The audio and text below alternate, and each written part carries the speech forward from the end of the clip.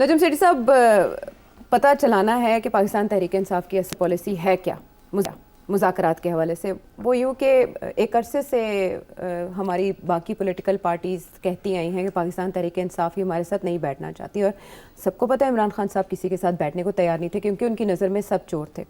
अब एक मारूफ ताजिर की भी स्टेटमेंट आई कि उन्होंने रिलेट किया हमारे मुल्क के एक बड़े से मंसूब किया उस बयान को कि उनका कहना था सारी पॉलिटिकल पार्टीज़ एक तरफ हैं और एक पार्टी एक तरफ। चले, वो तो जो माजी था सो हो गया। अब कुछ अरसे से पाकिस्तान पीपल्स पार्टी और मुस्लिम लीग नून तक ये कह रहे हैं कि हम बानी पीटीआई के साथ बैठने को तैयार हैं, इमरान खान साहब के साथ नवाज शरीफ साहब बात कर सकते हैं, अगर पहले बात की कभी तो अब भी कर सकते हैं, मुज़ायका नहीं है। दूसरी तरफ हमें ये नज़र आता है कि इमरान खान साहब मुज़ाकरात को तैयार नहीं हैं, वो पॉलिटिकल पार्टीज़ के साथ नहीं बैठना चाहते। वो कहते हैं कोई डील नहीं होगी, पाकिस्तान तहरीक इंसाफ कोई डील किसी के साथ नहीं करेगी। रऊफ़ हसन साहब भी ये कहते हैं कि मुज़ाकरात या बातचीत उनसे होगी जिनके पास असल ताकत है। फिर हमें शहरियार अफरीदी साहब का बयान कल यहाँ डिस्कस किया, उन्होंने कहा या आर्मी चीफ से या DGI से हम बात करेंगे और जल्द होंगे फ़ौज से मुज़ाकरात। अब आज जो खबर सामने आई है वो ये कि इमरान खान साहब ने पार्टी क़यादत को ना सिर्फ ये कि इस्टेब्लिशमेंट बल्कि सियासी जमातों से मुज़ाकरात की इजाज़त दे दी है। और ये बात कर रहे हैं जनाब शिबली फराज साहब। शिबली फराज साहब सिर्फ यहीं तक नहीं कह रहे, वो कह रहे हैं पहले बताएं किस माहौल में और किस बुनियाद पर मुज़ाकरात होंगे। और ये भी हमें देखना है कि जो हुकूमत फॉर्म 47 पे बनी है इसके पास इख्तियार कितना है मुज़ाकरात के हवाले से, या उन बातों पर अमल कितना कर सकती है। क्वेश्चन ये है कि वाकई क्या इस टाइम जब 9 मई की पहली बरसी आने वाली है सभी मुज़ाकरात पर संजीदा और आमादा हो गए एकदम? नहीं, ऐसी नहीं बात। अपोजिशन जो अब गवर्नमेंट में है इनका तो पुराना मौक़िफ़ है कि हम तो खान साहब के साथ बैठना चाहते हैं, बात करना चाहते हैं। जब ये अपोजिशन में भी थे तो ये कहते थे हर मसला जो है हमारे साथ बैठ के बात करें, डिस्ट्रीब्यूशन ऑफ मिनिस्ट्रीज़ की बात करें, जो कमेटीज़ हैं पार्लियामेंट की उसकी बात करें, इलेक्शन कमीशन की बनाना है उसकी बात करें, केयरटेकर प्राइम मिनिस्टर, सबकी बात वो करने के लिए तैयार थे। खान साहब तैयार नहीं थे। खान साहब तो उनके तो दो चीज़ें थी, एक तो वो पार्लियामेंट को तस्लीम ही नहीं करते थे, उनकी लेजिटिमेसी और सुप्रीमेसी, वो आते ही नहीं थे पार्लियामेंट में। कभी कभी आने बस बयान दिया और चले गए अपने। तो पार्लियामेंट को तो उसने कभी सीरियसली लिया नहीं, और जब अपोजिशन में थे तो गालियाँ देते थे पार्लियामेंट को। अपोजिशन तो हमेशा ये कहती रही है कि we want to talk to the government, और अब कहते हैं we want to talk to the opposition. तो मेरा ख्याल है अपोजिशन ऑब्लिक गवर्नमेंट का तो एक ही मौक़िफ़ रहा है। खान साहब का मौक़िफ़ बदलता रहता है, कभी कहते हैं मैं बात नहीं करूँगा, कभी आप कहते हैं कि मैं बात करने के लिए तैयार हूँ। तो मैंने नहीं ख्याल खान साहब को सीरियसली लेना चाहिए। अब आई बात कि क्या गवर्नमेंट को सीरियसली लेना चाहिए कि नहीं।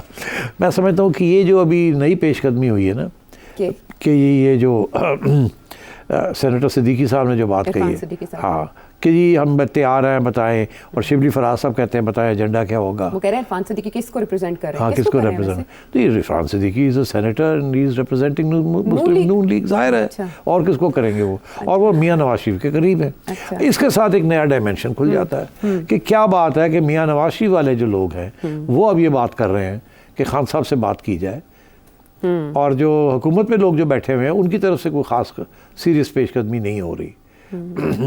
तो अब बात यह है कि ये तो फिर फिट करता है ना वो बयानियाँ जो नवाज शरीफ साहब चाह रहे हैं कि इस्टेब्लिशमेंट से थोड़ी सी स्पेस और ली जाए, बिल्कुल ही मोहताज ही ना हो जाएं इस्टेब्लिशमेंट के, फिर उड़ जाएंगे, पहले भी उड़ रहे हैं फिर आगे जाके उड़ जाएंगे। सारा बयान ही 180 डिग्री चेंज हो गया, तो ये तो बड़ा नुकसान हो गया नून लीग को। और अब ये है कि इस्टेब्लिशमेंट को थोड़ा सा पीछे धकेलना है ताकि कुछ हमें भी मौका मिले। अब हमने आवाम की खिदमत भी करनी है, ये सारा IMF का एजेंडा तो नहीं करना। IMF का एजेंडा किया तो आवाम तो हमें छक्के चौके मार के फारग कर देगी।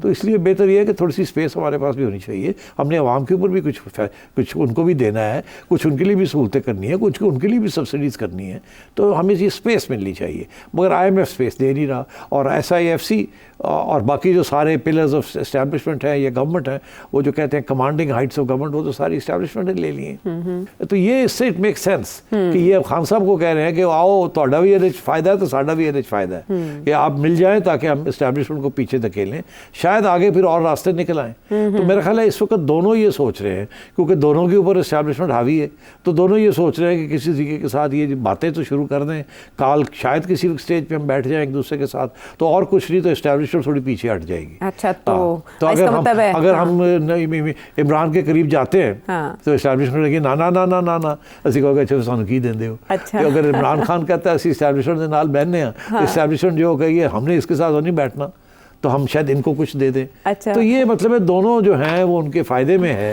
कि इस्टेब्लिशमेंट पीछे हटे। अच्छा। तो मेरा ख्याल है वो इसलिए ये पेशकदमी हो रही है, मगर निकलना कुछ नहीं इसमें से। दोनों सिंसियर नहीं है एक दूसरे के साथ। एक तो खौफजदा है कि अगर दूसरा आ गया उसकी कोई डील होगी इस्टेब्लिशमेंट के साथ, तो ये जो गवर्नमेंट है जिसके ऊपर बड़ा सख्त इल्ज़ाम है कि ये तो गवर्नमेंट जो है it's not really an elected government in the sense of a popular government, तो फिर इसका क्या होगा। तो उधर इमरान खान साहब ये है कि ये गवर्नमेंट अगर रह गई और कामयाब हो गई, 4 साल ये को गुजार लिए, इकोनॉमी टर्न अराउंड कर दी, तो फिर इमरान खान का और पीटीआई का क्या होगा। तो क्या ये उसी किस्म की सिचुएशन बन रही है जो बन रही थी कि अगर जनरल फैज़ और इमरान खान इकट्ठे हो गए तो हमारा क्या होगा। अब ये फिक्र पड़ा हुआ अगर ये और इकट्ठे हो गए तो फिर इमरान खान का क्या। तो अपने मफादात के होते हुए फिर ये मुज़ाकरात वाली जो ट्रेन है ये पटरी पर कैसे आएगी। वो कह रहे हैं TORs बनाएं, क्या होंगे TORs? अच्छा, और TORs मैं आपको बता देता हूँ। पहले तो इसके ऊपर चलेगी बात, फिर ये जैसे कहते हैं ना फाइल का पेट भरना है, तो वो TORs भी लंबे चौड़े बना के कर देंगे। उधर से वो जो है वो सब काट कूट के 2-3 बना देंगे। अच्छा। सिर्फ PTI को तो इलेक्शन चाहिए। अच्छा, फ्री एंड फेयर इलेक्शन। ये तो नहीं होनी। हाँ, और इमरान खान के केसेस खत्म करें। अच्छा। और उनको रिहा करें। उनके थर्ड एजेंडा कोई नहीं, इमरान खान को रिहा करें, केसेस खत्म करें और नई इलेक्शन कराएं और फ्री एंड फेयर हो, जिसके अंदर अब इलेक्शन कमीशन और ये वो इस किस्म के इदारे जो हैं ये नहीं चलेंगे। तो इधर से लंबी चौड़ी बातें होंगी। अच्छा। तो वो फिर बात नहीं बनेगी। बस ये मेरा ख्याल है ये क्या इस वक्त मजबूरी क्या है मुज़ाकरात का माहौल बनाने की? क्या बैनुल अक़वामी दबाव भी है फॉर इन्वेस्टमेंट और समथिंग एल्स? देखिए, इन्वेस्टर तो Ayesha it's a good question. Investor जो भी है फॉरेन इन्वेस्टर वो तो देखता है, वो चाहता है कि गवर्नमेंट जो है, जो भी गवर्नमेंट है वो पॉलिसीज़ बनाती है, वो इनके साथ मिल के पॉलिसीज़ बनती हैं, IMF के साथ या फॉरेन इन्वेस्टर्स के साथ, या अग्रीमेंट साइन होती हैं।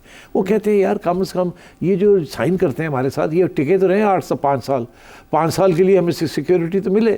तो अगर यही तब्दील हो जाएंगे 1.5-2 साल के बाद अगला आएगा फाड़ देगा, कहेगा यार ये क्या हम नहीं मानते इसको। तो इसलिए ये भी एक प्रेशर होता है इंटरनेशनल भी कि जो भी हुकूमत आए, खा वो रिग्ड हो या नॉन रिग्ड हो या जेन्युइनली इलेक्टेड हो या नॉट जेन्युइनली इलेक्टेड हो या डेमोक्रेटिक हो या फैशिस्ट हो या अथॉरिटेरियन हो या हाइब्रिड प्लस हो या हाइब्रिड प्लस प्लस हो, जो भी आए आप देखिएगा दुनिया एक्सेप्ट कर लेती है।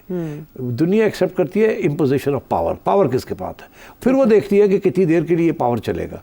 अगर तो वो देर के लिए लगता है कि ये लगेगा ये पावर रहेगा, जो भी बैठा हुआ है पावर में, तो उसके साथ वो मुकमुका करके अपने कारोबार शुरू कर देते हैं। और अगर वो देखते हैं कि नहीं ये नहीं चल सकता, तो फिर वो नहीं आते। वो कहते हैं नहीं हम नहीं इन्वेस्टमेंट करते, बड़ी इनसिक्योरिटी है, इंस्टेबिलिटी है, पता नहीं ये रहेगा ये नहीं रहेगा, ये होगा ये वो होगा। तो मेरा ख्याल है वो भी एक चीज़ होती है टू फॉर स्टेबिलिटी।